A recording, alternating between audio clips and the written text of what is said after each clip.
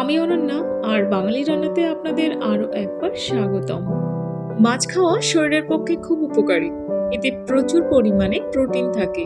আর যদি ছোট জ্যান্ত মাছ খাওয়া যায় তাহলে তো কথাই নেই।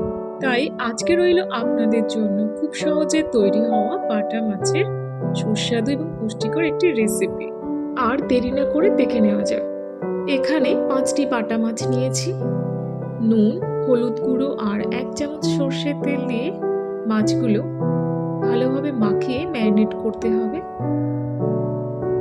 আসলে মাছ ভাজার আগে যে কাজটা করতে হয় সেটাই করা হলো।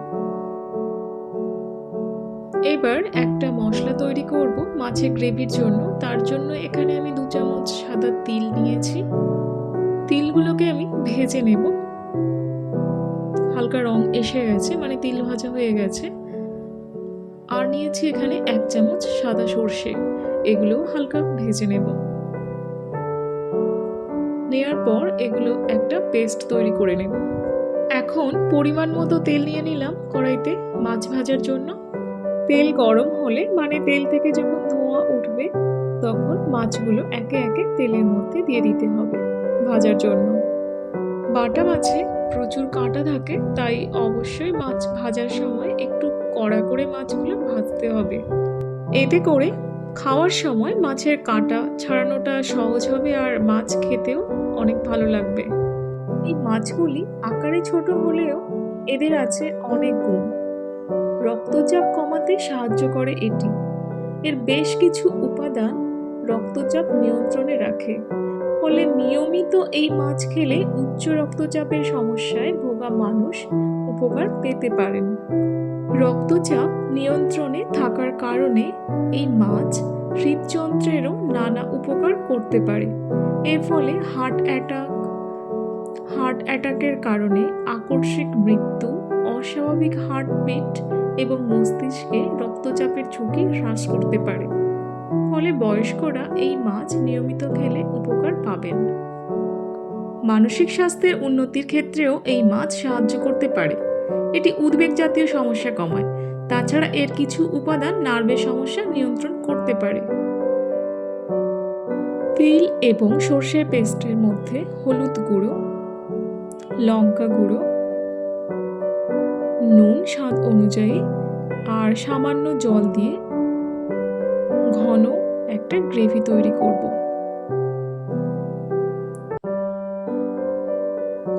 মাছের ঝালে যে গ্রেভিটা আপনারা বানাবেন, সেখানে গ্রেভি পরিমাণটা কতটা করবেন সেই মাপে জল দিয়ে দেবেন।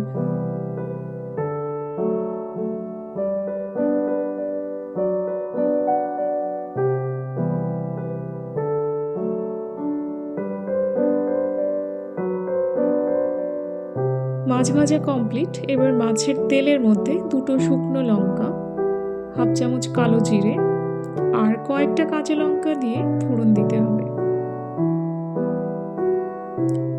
এগুলো হালকা করে ভেজে নিতে হবে।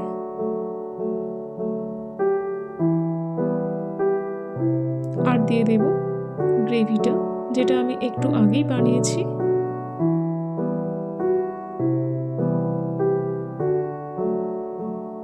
তো মাছের গ্রেভি যতটা আপনি চাইছেন সেই অনুযায়ী জল দিয়ে দেবেন। গ্রেভি ফুটতে শুরু করলে তখনই ভাজা মাছগুলো দিয়ে দেবেন। কম মশলা এবং কম উপকরণে আজকের রেসিপিটি কেমন হয়েছে অবশ্যই আমাকে কমেন্ট করে জানাতে ভুলবেন না। আর যারা আমার এই রান্নার চ্যানেলটি দেখছেন, বাঙালি রান্না অনন্যার এক্সপেরিমেন্ট, তাদেরকে রিকোয়েস্ট আমার চ্যানেলটি সাবস্ক্রাইব করে নিন এবং পাশে থাকা বেল আইকন প্রেস করুন, যাতে আমার নতুন ভিডিও দেওয়ার সাথে সাথে নোটিফিকেশন পৌঁছে যাবে সবার আগে আপনার কাছে।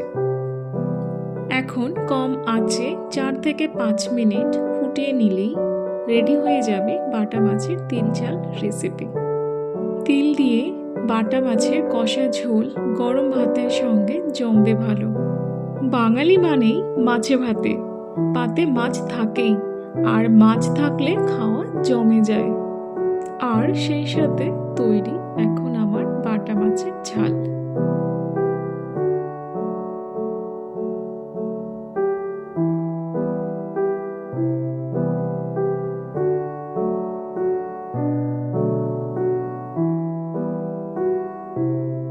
এবার একটি পাত্রে সাজিয়ে গরম গরম পরিবেশন করুন গরম ভাতের সঙ্গে।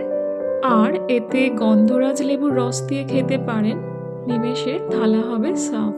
আজকের রেসিপি এই পর্যন্ত। কেমন হয়েছে লাইক কমেন্ট শেয়ার করতে ভুলবেন না। আর আপনি যদি নতুন হয়ে থাকেন আমার চ্যানেলে তাহলে প্লিজ চ্যানেলটি সাবস্ক্রাইব করে আমার পাশে থাকবেন, সাথে বেল আইকন প্রেস করে নেবেন।